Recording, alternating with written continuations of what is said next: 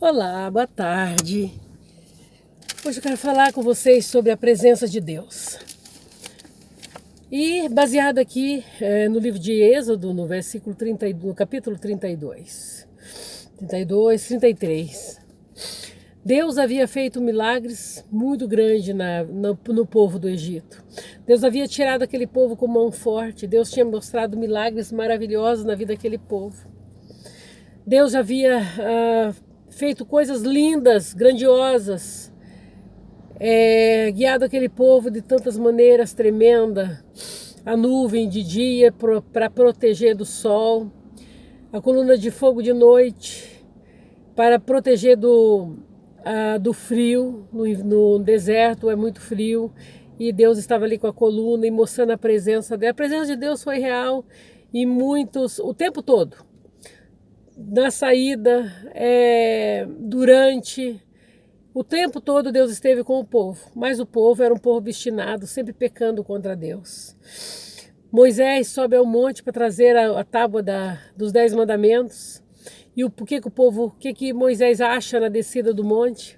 O povo adorando um bezerro de ouro, porque acharam que Moisés ia demorar a descer do monte e não viria mais. Até falaram para Arão assim: este Moisés que subiu, nós não temos certeza que ele vai descer. Faça para nós um Deus que a gente veja. É a necessidade do povo de ter algo para adorar, de ter algo para se prostrar ali, de algo de palpável. Não queria o Deus invisível. Eles queriam algo para eles tocar, sentir.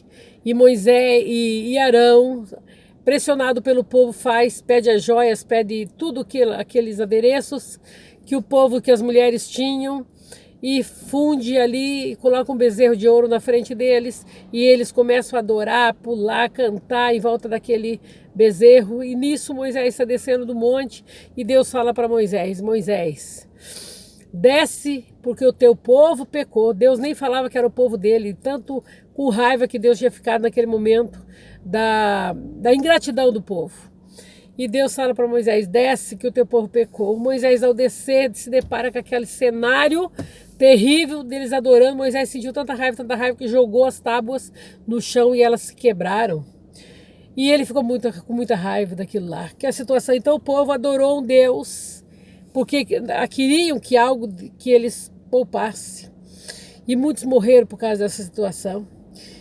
E Deus depois fala assim: vocês vão conquistar povos, vocês vão fazer tudo, mas eu não vou com vocês, a minha presença não estará no meio de vocês, porque vocês são um povo obstinado. Eu dou vitória para vocês, mas eu não vou no meio de vocês. Vou mandar anjo, eu vou mandar, vocês vão ter conquista, mas eu não irei com vocês. E Moisés, Deus fala: vou mandar um anjo adiante de vocês, lançarei fora os cananeus, os amorreus, os heteus, os ferezeus, os heveus e os jebuseus. Tirarei eles dessa terra, darei a vocês uma terra que emana leite e mel. Porém eu não vou subir no meio de vocês, porque vocês são um povo obstinado, porque para que eu não vos consuma, não venha destruir pelo caminho, porque Deus estava tão bravo com aquele povo, falou assim: não, eu não vou com vocês, que eu vou matar vocês no caminho. E o povo ouviu essa notícia horrível, que Deus não ia, se entristeceram muito, e nenhum deles pôs sobre si os seus atavios, não tinham prazer nem de se enfeitar. Tirou deles, não colocaram neles aquele que tinham colocado, não se enfeitaram mais de tanta tristeza que estava. É como uma pessoa que entra em depressão e não quer vestir nada, não quer fazer nada, não quer comer nada. O povo de Israel sentiu daquela maneira. Por quê? Porque tinha um pecado contra Deus, né? Porquanto o Senhor tinha dito a Moisés: fala ao povo de Israel, povo obstinado vocês são. Se um momento subir no meio de ti, eu vos consumirei. Porém agora, tira de ti os teus atavios. Agora é Deus mandando: tira de ti os atavios, para que eu saiba o que te hei de fazer. Deus mandando o povo tirar aquilo lá, os enfeites e tudo, né? Então os filhos de Israel se despojaram dos seus atavios aos pés do monte de Horebe. E tomou Moisés a tenda e a estendeu para si fora do arraial, desviada longe do arraial, e chamou-lhe a tenda da congregação. E aconteceu que todo aquele que buscava o Senhor saiu à tenda da congregação, que estava fora do arraial. E aconteceu que, saindo Moisés à tenda com o povo, todo o povo se levantava, e cada um ficou em pé à porta da sua tenda, e olhava para Moisés pelas costas, até que ele entrava na tenda. E Moisés entrou na tenda, e a nuvem cobriu aquela tenda lá, a nuvem da presença do Senhor. E vendo todo o povo a coluna de nuvem que estava na porta da tenda, todo o povo se levantou e inclinaram-se cada um à porta da sua tenda. E falava o Senhor com Moisés cara a cara, como alguém fala com seu amigo, né?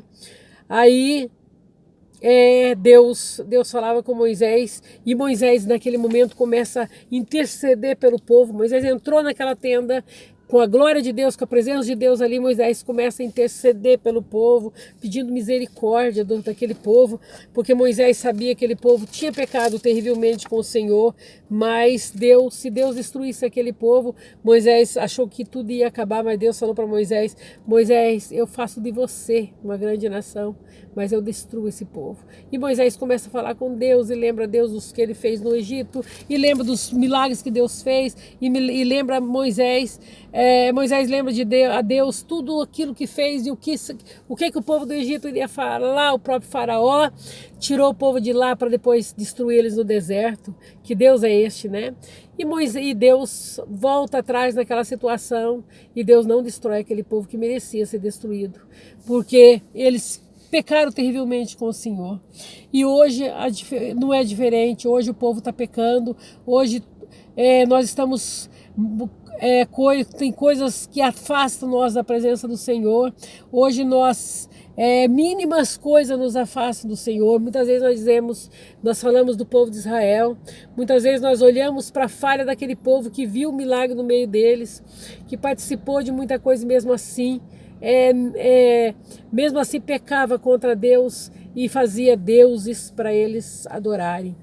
Hoje o que o povo faz? Hoje o que nos afasta de Deus, o pecado que nos afasta de Deus pode não ser um bezerro de ouro, mas existe outras coisas que nos afasta de Deus. Existe o pecado da indiferença para as coisas do Senhor, o pecado de valorizar a nossa vida pessoal, o pecado de valorizar mais até o nosso trabalho, que trabalhamos demais e temos pouco tempo para Deus. Existe o pecado de valorizar o nosso marido mais, a nossa esposa mais, os nossos filhos mais. Existe o pecado de valorizar o nosso carro mais. Existe tantos pecados que pode se tornar um bezerro de ouro na nossa vida nos dias de hoje. Se a pessoa tem um carro muito grande, não dá nem carona para ninguém. Se igrejas pequenas, igrejas que tem povo mais simples, nem toda pessoa tem carro, principalmente no Brasil, depende de uma carona. O povo não quer dar carona porque acha que vai estragar o carro, vai sujar o carro. Isso se torna um bezerro de ouro na vida dessa pessoa. Se essa pessoa tem filhos, eu não vou deixar meus filhos, vou fazer isso para meus filhos, não vai no culto, às vezes até para ficar bajulando os filhos, as filhas ali, que já estão fora do caminho do Senhor, por um motivo ou para o outro, e aquela pessoa está ali bajulando os filhos, cuidando dos filhos. Os filhos para eles são muito mais do que o amor a Deus. Então esse tipo se torna um bezerro de ouro. Aquela situação do marido: meu marido isso, meu marido aquilo, meu marido não me deixa servir a Deus, meu marido, e ela também não faz nem força nenhuma para combater esse tipo de situação, também se torna um bezerro de ouro. O que se torna um bezerro de ouro na nossa vida? Tudo aquilo que nos afasta do Senhor, tudo aquilo que faz com que eu não sinta a presença de Deus, tudo aquilo que para mim é muito mais valorizado, ele se torna uma idolatria na minha vida, se torna um bezerro de ouro. Como o povo de Israel fez, nós não nos ajoelhamos perante eles, mas esse tipo de coisa nos afasta de Deus. Esse tipo de coisa tem trazido prejuízo à obra de Deus. Muitas vezes não vamos na igreja, muitas vezes não estamos em comunhão com o nosso irmão, muitas vezes estamos distante do Senhor, muitas vezes temos pouco tempo para ler a palavra de Deus, muitas vezes passamos mais na frente da televisão do que na presença do Senhor, muitas vezes não fazemos diferença para os nossos amigos e colegas.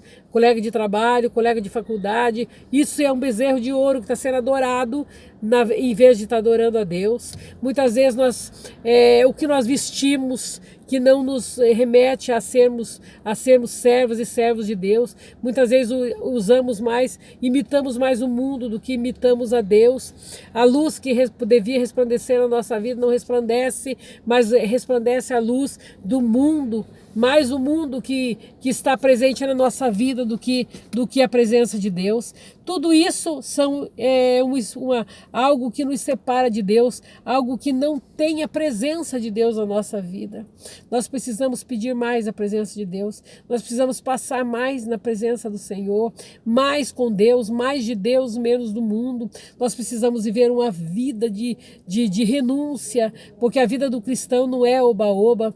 A vida daquela pessoa que é crente e serve a Deus não é fazer tudo que o mundo faz, não é andar em todos os lugares que o mundanismo anda, não é fazer as coisas que o povo do mundo faz, não é ficar em bailes, não é ficar em discotecas, não é ficar o tempo todo em cinemas, não é ficar o tempo todo negligenciando a palavra de Deus, negligenciando Deus, a presença do Senhor. A vida que o mundo leva não é a vida do cristão. O lugar que o povo do mundo vai não é o lugar que o cristão vai. As mesmas roupas que o povo do mundo veste não tem que ser as mesmas roupas que o crente usa. O crente tem que ser luz, o crente tem que ter Jesus, o crente tem que ser separado das coisas do mundo, separação. O crente tem que nascer de novo. Aquele crente que aceitou Jesus como Salvador e ele proclama a fé, ele tem que ser diferente. O povo do mundo tem que olhar ele e ver a presença de Deus na vida, senão é em vão está dizendo que está servindo a Deus, porque Deus, ele quer um povo diferente, um povo separado. A briga de Deus, vamos dizer entre aspas, a briga de Deus com o povo de Israel era a falta de separação, a falta de comunhão, a falta de uma vida consagrada na presença de Deus. Isso era a briga do povo, era a briga de Deus com o povo de Israel. O povo não queria servir a Deus, o povo queria andar de qualquer maneira, o povo não queria o povo não queria ter um compromisso com Deus, o povo não queria andar da maneira que Deus queria que ele andasse. Então essa era a briga do povo com Deus, do povo de Deus com o povo de Israel. O povo não andava em retidão de espírito, o povo andava diferente do pensamento, o povo andava diferente das coisas que Deus mandava ele fazer. O povo andava diferente do objetivo que Deus tinha para ele. Deus tinha o objetivo. Deus queria salvar aquele povo. Deus queria redimir aquele povo. Deus queria aquele povo separado. Hoje não é diferente. Hoje Deus quer que nós andemos separados deste mundo. Hoje Deus quer que nós possamos ter uma vida consagrada. Deus quer que nós tenhamos conhecimento da palavra de Deus. Deus quer que nós passemos mais tempo orando, lendo a palavra dele, tendo conhecimento das coisas de Deus, do que na frente de uma televisão. E muitas vezes nós trocamos isso, passamos mais tempo na televisão, ficamos 2, 3 horas em frente de uma televisão, passamos uma tarde inteira vendo séries e de Deus é pouco. E quando é chamado para falar de Deus, nós não temos palavra, nós não temos conhecimento, nós só somos crente dentro da igreja, nós somos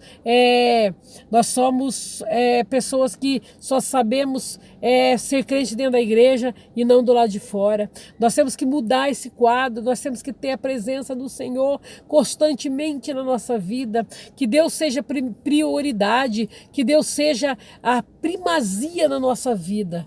Aleluia, que nós possamos ser vasos cheios do Espírito do Senhor, cheios da graça, cheios da misericórdia de Deus. Olha essa palavra nessa tarde, que você possa ser tocado pelo Espírito Santo de Deus, que você não troque Jesus por nada neste mundo, que você tenha a presença de Deus na sua vida e que Deus possa ser real, que Deus possa fazer milagres e maravilhas na tua vida, te alcance, te dê graça e você seja luz onde quer que plantar o teu pé, onde a planta do teu pé pisar, você seja abençoado e aquele lugar seja santificado, porque ali tem um servo de Deus, uma serva de Deus. Que Deus nos ajude a ser luz, onde quer que nós vamos.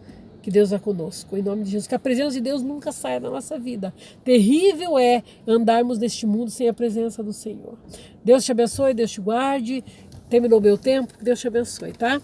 Um beijo grande no teu coração. E a vitória é nossa, pelo sangue de Jesus. Amém.